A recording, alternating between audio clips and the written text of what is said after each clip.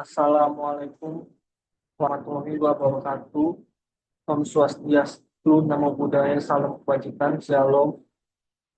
Perkenalkan, kami dari IM Matrix Analisis Daya Mitra Telekomunikasi TBK atau Mitra Tel yang beranggotakan 2 orang. Saya sendiri, Robi Hendianta sendiri, dengan NIM 22111 dan rekan saya. Nama saya Owen Andre Gabriel. Ini dengan tim 21101. Mitratel adalah anak perusahaan telekomunikasi Indonesia, Telkom Indonesia yang bergerak di bidang infrastruktur telekomunikasi. Perusahaan ini mengelola lebih dari 28.500 menara telekomunikasi di seluruh Indonesia, menjadikannya salah satu perusahaan tower terbesar di Asia Tenggara. Tujuan dari presentasi ini adalah untuk menganalisis posisi strategi Miratel menggunakan kerangka IE Matrix berdasarkan evaluasi faktor internal dan eksternal perusahaan. IE Matrix atau internal external matrix adalah sebuah alat manajemen strategis yang digunakan untuk menentukan arah perkembangan strategi perusahaan. Alat ini menggabungkan 2 dimensi penilaian utama. Pertama, IFAS atau Internal Factor Analysis Summary yang mengukur kekuatan dan kelemahan internal perusahaan. Kedua, EFAS atau External Factor Analysis Summary yang mengukur peluang dan ramah dari lingkungan eksternal perusahaan. Dari kedua dimensi inilah kita bisa menentukan di kuadran mana perusahaan berada dan strategi apa yang paling tepat untuk dijalankan. Di bagian bawah slide ini Anda bisa melihat 5 langkah proses analisis IE Matrix, dimulai dari identifikasi faktor SWOT, pemberian bobot, pemberian rating, penghitungan skor, hingga akhirnya memetakan hasilnya ke dalam matriks. IE Matrix sendiri terbagi menjadi 9 kuadran yang memiliki 2 sumbu. Pertama, sumbu X atau horizontal menentukan total nilai IFAS, yaitu seberapa kuat atau lemah posisi internal perusahaan. Kemudian sumbu Y atau vertikal menunjukkan total nilai EFAS, yaitu seberapa tinggi atau rendah respon perusahaan terhadap lingkungan eksternal.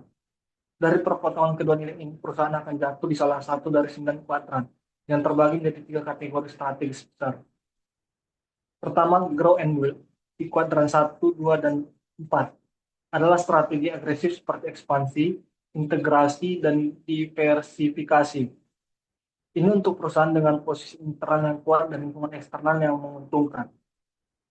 Kemudian, hold dan maintain di kuadran 3, 5, dan 7 adalah strategi stabil seperti penetrasi pasar dan pengembangan produk. Cocok untuk perusahaan yang berada di posisi rata-rata. Kemudian, harvest or divest di kuadran 6, 8, dan 9 adalah strategi bertahan atau mundur, termasuk efisiensi biaya dan investasi aset. Sekarang kita masuk ke analisis Mitratel secara langsung. Dimulai dari faktor internal, dari sisi kekuatan atau strength, Miratel memiliki 4 keunggulan utama. Pertama, portofolio menara yang sangat besar, lebih dari 28.500 menara yang tersebar di seluruh Indonesia. Ini menjadikannya pemain terbesar di industri tower nasional. Kedua, status sebagai anak perusahaan Telkom Indonesia. Statusnya sebagai anak perusahaan Telkom Indonesia memberikan dia benefit dukungan finansial yang sangat kuat, akses ke jaringan distribusi, serta reputasi merek yang sudah sangat dikenal. Ketiga, Mitratel tidak hanya bergantung pada sewa menara, mereka juga menawarkan layanan fiber optik, managed service, power as a service, dan micro data center. Lalu keempat, kinerja keuangan yang konsisten tumbuh pada kuartal pertama, yaitu di kuartal pertama 2026. Laba bersih mereka mencapai 545 miliar rupiah, naik dari 526 miliar rupiah pada periode yang sama tahun lalu.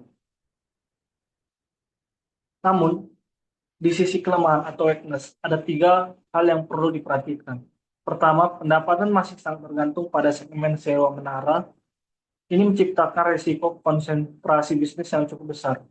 Kedua, dengan sekitar 555 karyawan, untuk mengelola aset senilai triliunan rupiah, kapasitas SDM Pratel relatif terbatas. Ketiga, harga saham MTEL saat ini masih berada jauh di bawah target para analis, sekitar 510 hingga 525 rupiah. Sementara target konsensus analis berada di angka 760 rupiah.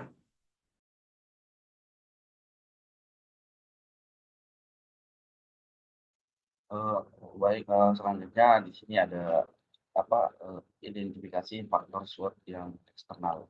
Eh, dari sini kita bisa lihat opportunities-nya ataupun peluangnya.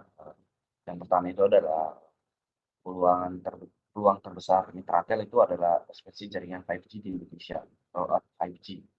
Ini membutuhkan jauh lebih banyak menara dibandingkan generasi sebelumnya, terutama di area yang sekarang sudah padat penduduk. Ini adalah momentum emas bagi Mitratel. Peluang yang kedua itu juga pertumbuhan permintaan edge computing dan micro data center.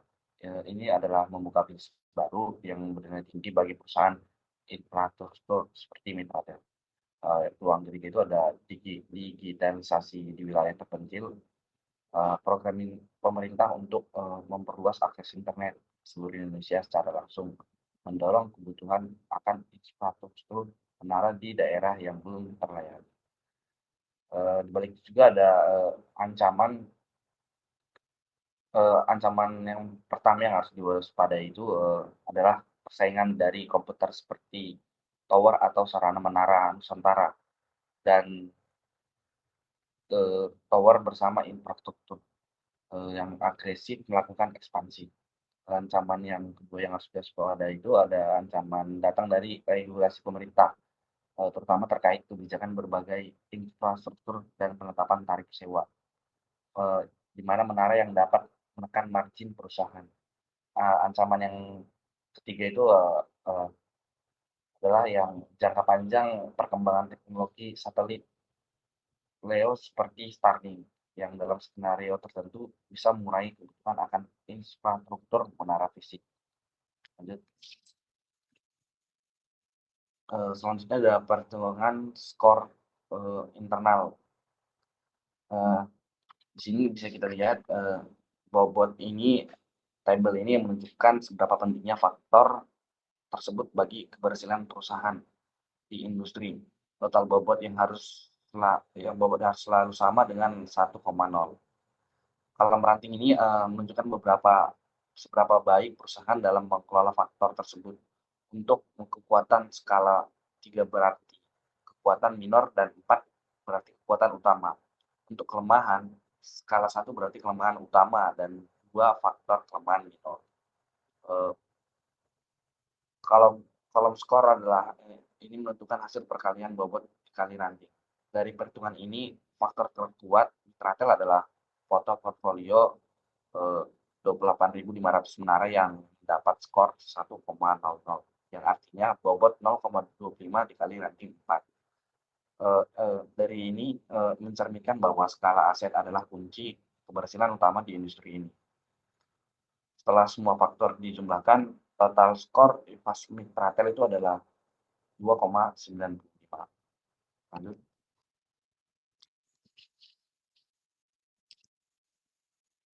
Selanjutnya itu matriks EPAS perhitungan skor internal. Dari tabel ini kita bisa lihat peluang rating ini berarti peluang ini di sini berarti rating 4 berarti perusahaan sangat responsif memanfaatkan peluang tersebut. Sedangkan rating 1 berarti tidak responsif sama sekali. Untuk ancaman, rating 4 berarti perusahaan sangat berhasil menghadapi ancaman. Sedangkan rating 1 berarti tidak mampu mengatasinya. Jadi peluang ekspansi 5G mendapatkan skor tertinggi yaitu 1,00 dengan bobot 0,25 dan dengan ranting 4. Karena Mitratel dinilai sangat siap dan responsif dalam memanfaatkan momentum ini. Persaingan dari komputer seperti Tower dan Big mendapatkan bobot besar itu 0,20 dengan rating 3. Ini menunjukkan bahwa Mitratel cukup mampu bersaing namun belum dominan sepenuhnya. Setelah total dijumlahkan, total skor EVAS Mitratel adalah 3,05. Karena 3,5 juga berada di atas 2,5, maka lingkungan eksternal Mitratel bisa dikategorikan memberikan peluang yang tinggi.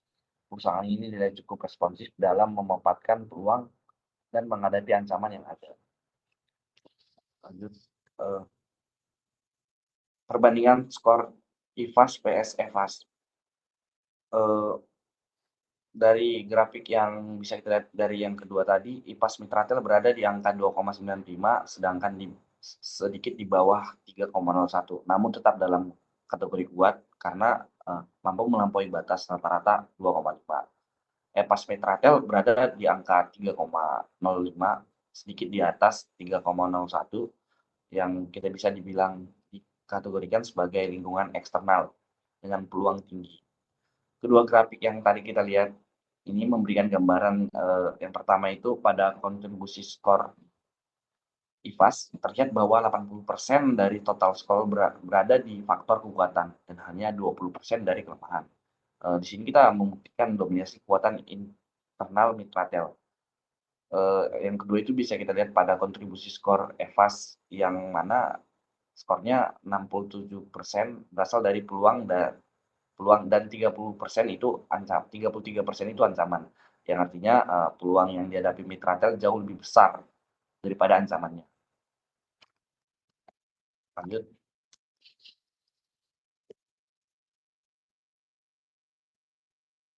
Selanjutnya itu posisi PT Daya Mitra Telekomunikasi pada IE Matrix. Di sini bisa kita lihat dengan IPAS sebesar 2,95 dan EVAS sebesar 3,01, Mitratel berada di posisi yang dimana IPAS itu 2,9 masuk ke kategori kuat karena berada dalam rentang 2,51 hingga 4,0. Ini adalah sumbu X yang berada di kolom pertama atau kolom paling kiri pada slide sebelumnya. Yang kedua itu ada EVAS.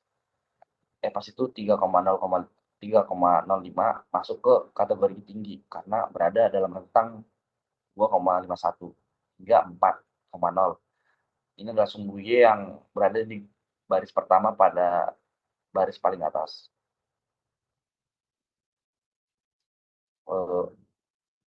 Dalam ini posisi terbaik dalam matrix perusahaan yang berada di kuadran 1 memiliki kapasitas internal yang kuat untuk memanfaatkan peluang eksternal yang besar. Strategi yang tepat adalah ekspansi, integrasi dan desertifikasi. Selanjutnya itu ada rekomendasi strategi atau growth and build. Strategi pertama itu adalah ekspansi menara baru. Mitratel perlu secara agresif melakukan build to suit, yaitu membangun menara baru yang sesuai permintaan operator, terutama di wilayah 3T yang belum terlayani dengan baik. Ini untuk mendukung program rollout 5G yang sedang berjalan. Untuk strategi kedua itu ada integrasi vertikal, di mana Mitratel harus memperkuat layanan pendukungnya seperti fiber optic dan microdata center. Dengan ini meningkatkan nilai layanan per site. Perusahaan bisa meningkatkan revenue per menara dengan mengurangi ketergantungan pada sewa menara murni. Untuk strategi ketiga itu ada akuisisi dan kemitraan. Untuk mempercepat pertumbuhan, Mitratel dapat mengakuisisi atau bermitra dengan penyediaan infrastruktur digital yang lebih kecil. Ini berfungsi untuk memperluas jangkauan dan kemampuan teknis perusahaan dengan lebih cepat. Untuk strategi keempat itu ada digitalisasi operasional dengan menerapkan teknologi IoT dan smart energy management pada jaringan. Mitratel dapat meningkatkan efisiensi operasional secara signifikan, sekaligus memperkuat value proposition kepada penyewa menara. Lanjut.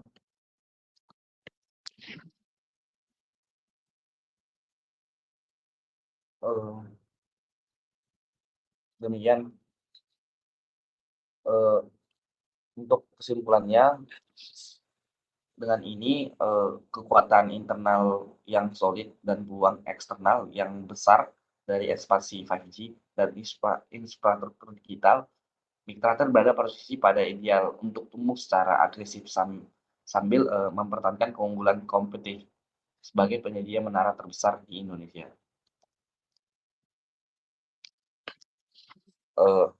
Demikianlah presentasi dari analisis matriks untuk PT Daya Mitra Telekomunikasi Tbk. Dari analisis yang telah kita lakukan, kita dapat menyimpulkan bahwa Mitratel berada di posisi strategis kuadran 1 dengan skor IFAS 2,95 dan EVAS 3,05